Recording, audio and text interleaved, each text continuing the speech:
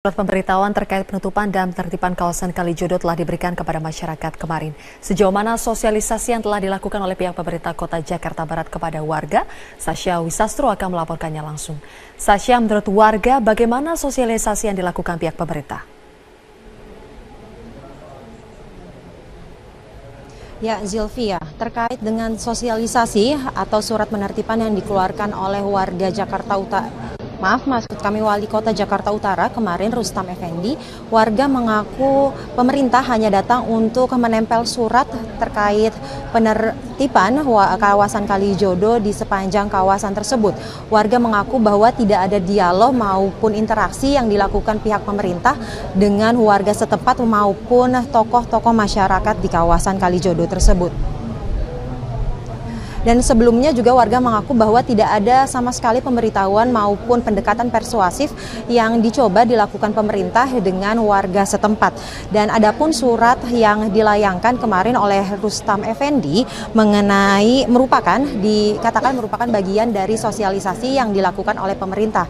Adapun isi dari surat tersebut yaitu bahwa penataan kawasan Kalijodo dilaksanakan guna mengembalikan fungsi ruang terbuka hijau di Jakarta. Dan bagi para pemilik bangunan, usaha, dan pekerja akan ditawarkan pemerintah untuk alih profesi dengan bantuan melalui pelatihan di balai kerja maupun panti sosial. Dan bagi para warga Kalijodo yang memiliki KTP Jakarta akan diberikan rumah susun atau diganti tempat tinggalnya, direlokasi ke rumah susun. Namun bagi warga yang tidak memiliki KTP DKI Jakarta akan dipulangkan ke rumah asalnya. Dan namun warga ingin berdiskusi mengenai hal ini dengan pemerintah setempat. Karena menurut warga hal ini tentunya bisa dilakukan dengan baik dengan diskusi untuk mendapatkan solusi terbaik bagi pemerintah maupun warga setempat. Berikut pernyataan salah satu warga kawasan Kalijodo.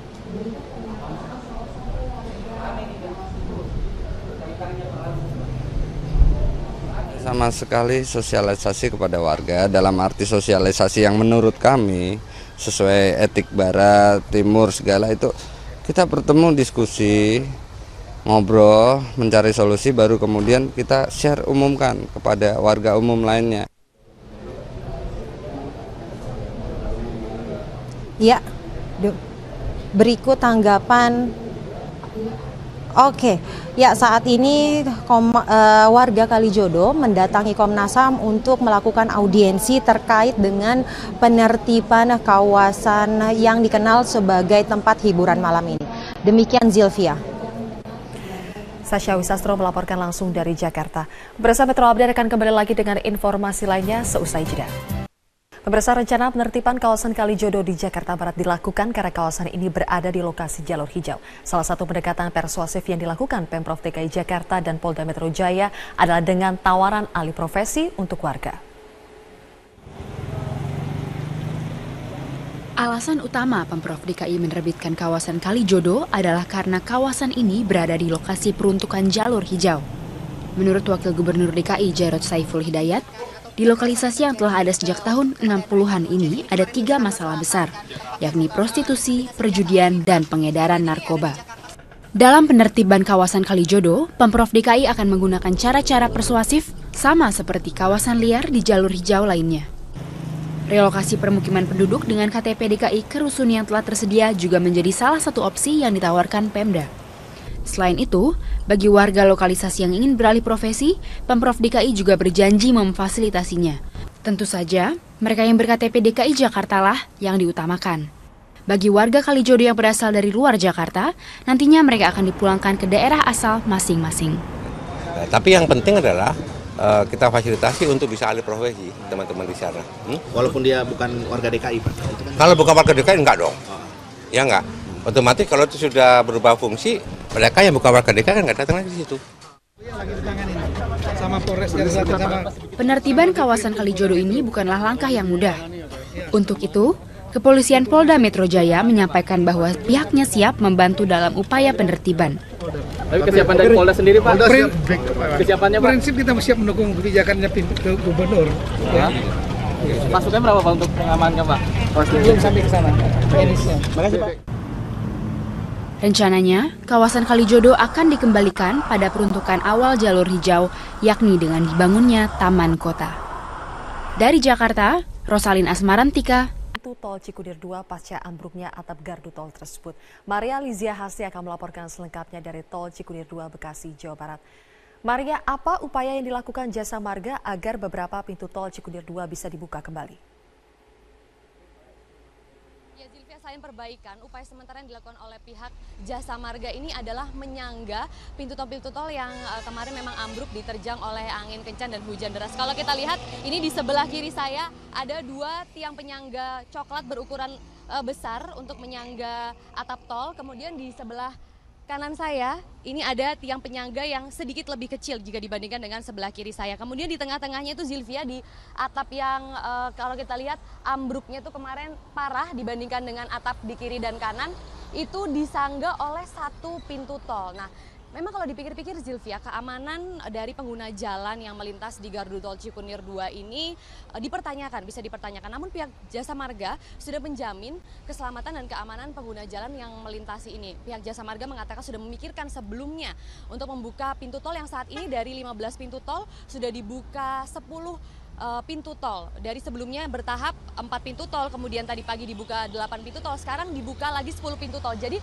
otomatis hanya ada 5 pintu tol saja yang belum bisa dioperasikan seperti itu. Nah, tadi kami juga sempat mewawancarai pihak Humas atau Corporate Communication dari pihak Jasa Marga dan berikut adalah keterangannya. Salah satu jalur yang vital juga ya, menghubungkan antara Cikampek dengan Jakarta Lingkar Luar. Nah, dan ini juga untuk pelayanan kepada pengguna jalan kami gitu ya. Jadi artinya tentu kami sebelum membuka ini kami juga memastikan bahwa memang ini aman untuk dilewati. Sehingga memang belum semua lajur transaksi di gerbang tol ini kami buka, demikian. Zilvia.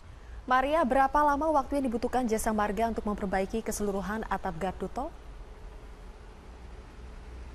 Zilvia, perbaikan sementara saat ini masih dilakukan, namun untuk perbaikan keseluruhan itu tadi pihak Jasa Marga belum dapat memastikan berapa lama waktu yang dibutuhkan. Pihak Jasa Marga mengatakan ingin berfokus terhadap yang penting seluruh pintu tol ini dapat beroperasi terlebih dahulu, karena memang perbaikan keseluruhan kalau kita lihat itu terbuat dari baja, sedikit waktunya lebih lama. Sehingga memang saat ini diprioritaskan untuk membuka jalan tol semua, kemudian keselamatan dari para pengguna jalan tol, karena memang kalau kita bandingkan kemarin atap yang dirasa tidak ada masalah itu bisa ambrol terkena hujan dan juga angin kencang, apalagi sekarang yang kalau kita lihat ada kerusakan yang bisa dibilang ini cukup parah, sehingga jika ada hujan atau angin kencang yang diprediksi nanti akan terjadi lagi, ini bisa rawan ambruk lagi begitu Zilvia. Demikian Zilvia untuk sementara yang dapat kami laporkan dari gerbang tol Cikunir 2. Maria Lizia Hasti, terima kasih atas laporan Anda. Pemirsa, banjir yang menggenangi tol Cikarang kilometer 34 dan kilometer 37 Minggu malam lalu pagi ini telah surut. Kendaraan dari arah Jakarta menuju Cikampek dan sebaliknya sudah dapat melintas dengan normal. Gerbang tol Cikarang Timur yang sempat ditutup semalam juga telah dibuka dan dapat dilintasi kendaraan. Arus lalu lintas dari arah Jakarta menuju Cikampek dan sebaliknya pun terpantau ramai lancar.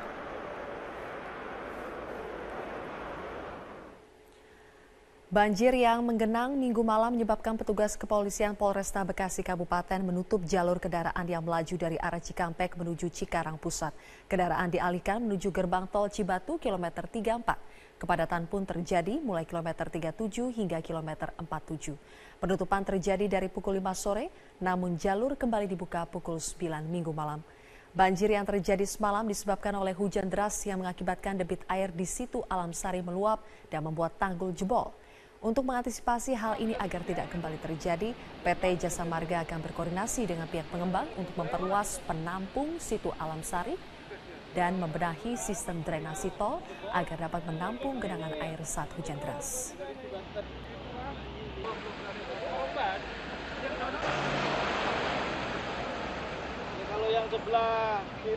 Tim Basarnas mengevakuasi warga yang terjebak banjir di kawasan perumahan Kabupaten Kampar Riau. Pakai apa itu Bu? Wah, ini naik tinggi. Juga ada orang Anggota Basarnas menyelamatkan warga yang sudah 2 hari terjebak dalam rumah karena tidak ada perahu untuk keluar dari lokasi banjir. Satu persatu warga dievakuasi dalam permukiman penduduk yang terendam. Ketinggian air di kawasan perbatasan Kampar Pekanbaru mencapai 2 meter. Tim evakuasi memindahkan warga ke lokasi aman dengan menggunakan perahu karet. Selama 1 bulan terakhir, kompleks Geraha Kualu sudah 2 kali dilanda banjir. Keselamatan warga semakin terancam karena ketinggian air terus bertambah. Udah. Orangnya tadi? Tidak boleh ke sana. Biarkan orang sana. Kawasan awak sih kok. Biar dayung. Pemirsa, luapan Waduk Jati Gede yang merendam akses utama dari Sumedang menuju Garut dan Tasikmalaya semakin tinggi. Sementara itu warga dari 3 desa di Kecamatan Seirampah, Serdang Bedagai, Sumatera Utara mengungsi di pos